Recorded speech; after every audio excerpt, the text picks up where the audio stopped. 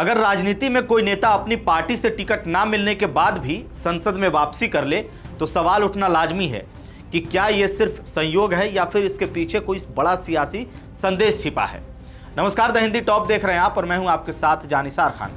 दरअसल बिहार की राजनीति से एक दिलचस्प खबर सामने आई है, जहां आपको बता दें कि हरिवंश नारायण सिंह एक बार फिर राज्यसभा सांसद बन गए हैं। खास बात यह है कि इस बार उन्हें उनकी पार्टी जनता दल यूनाइटेड यानी कि जेडीयू ने नहीं भेजा है, बल्कि द्रौपदी मुर्मू ने उन्हें राष्ट्रपति कोटे से मनोनीत किया है। अब ये कैसे हुआ और क्यों हुआ, इसे भी समझते हैं।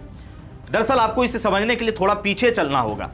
बता दें आपको, हरिवंश नारायण सिंह का राज्यसभा का पिछला कार्यकाल 9 अप्रैल को खत्म हो गया था और आमतौर पर माना जा रहा था कि इस बार उन्हें दोबारा मौका नहीं मिलेगा, क्योंकि जेडीयू की एक परंपरा रही है कि वह किसी भी नेता को 2 से ज़्यादा बार राज्यसभा नहीं भेजती है। लेकिन ठीक इसके अगले ही दिन तस्वीर बदल गई और राष्ट्रपति द्वारा उनका मनोनयन कर दिया गया, यानी कि उन्हें चुन लिया गया। यानी जो नेता टिकट ना मिलने की वजह से संसद से बाहर होते दिख रहे थे, वो अब तीसरी बार राज्यसभा में एंट्री कर चुके हैं और उनका कार्यकाल आपको बता दें कि अब 2032 तक चलेगा। अगर उनके राजनीतिक सफर की हम बात करें तो हरिवंश नारायण सिंह सिर्फ एक राजनेता ही नहीं बल्कि एक अनुभवी पत्रकार भी रहे हैं। उन्होंने अपने करियर की शुरुआत टाइम्स ग्रुप से की और फिर कुछ समय बैंक ऑफ इंडिया में काम किया, लेकिन बाद में पत्रकारिता में फिर लौट आए। रविवार पत्रिका और प्रभात खबर जैसे संस्थानों के साथ उनका लंबा जुड़ाव रहा, जहां उन्होंने 2 दशक से ज़्यादा समय तक काम किया है और यही पत्रकारिता का सफ़र उन्हें राजनीतिक तक ले आया, जहां आपको बता दें कि उनकी नज़दीकियां नीतीश कुमार से बढ़ी और फिर 2014 में जेडीयू ने उन्हें पहली बार राज्यसभा भेजा। इसके बाद उन्होंने कभी पीछे मुड़ करके नहीं देखा। इतना ही नहीं, हरिवंश नारायण सिंह राज्यसभा के उपसभापति भी रह चुके हैं।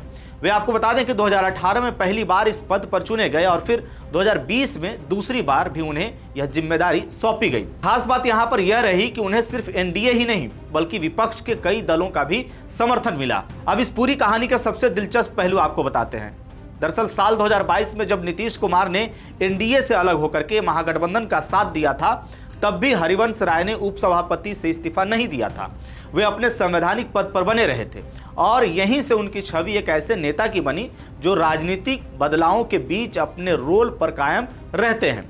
अब जब जेडीयू ने इस बार उन्हें टिकट नहीं दिया, उन्हें राज्यसभा नहीं भेजा, तो यह लगभग तय माना जा रहा था कि उनका संसदीय सफर अब यहीं खत्म हो जाएगा। लेकिन राष्ट्रपति द्वारा मनोनयन के बाद उन्होंने एक बार फिर मजबूत वापसी कर ली है। तो कुल मिलाकर के इस पूरे घटनाक्रम को अगर हम एक लाइन में समझें तो तस्वीर कुछ ऐसी बनती है कि जेडीयू ने सीट तो नहीं दी, लेकिन एनडीए ने कुर्सी दिला दी है।